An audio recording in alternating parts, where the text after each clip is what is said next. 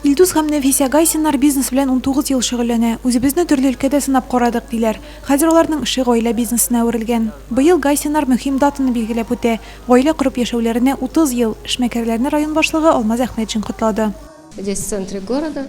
Шәһәр үзәгендә иске бина бар иде. Без аны төзекләндердек һәм бүгенге көндә шунда эшлибез. Бу бик зур хезмәт. 3 улыбыз бар. Балалар белән бергә эшлибез. Алар бик булыша. Без җиһазлар сату бизнесы белән шөгыльләнәбез. Деятельность. Районның икътисади үсешенә зур өлеш керткән иң яхшы эш эшмәкәргә ТССР оешуга 100 ел истәлек билгеләре тапшырылды. Алар арасында Розалия Зарипова да бар.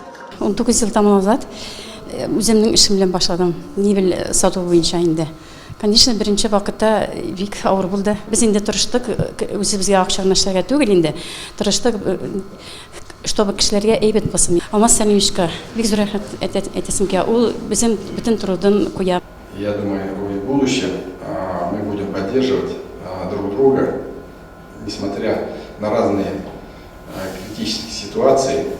Бүгенге көндә районда 1000-нән артык шәхси эшмәкәр бар. Үз мәшгульләр саны да көннән-көн арта. Алар 920.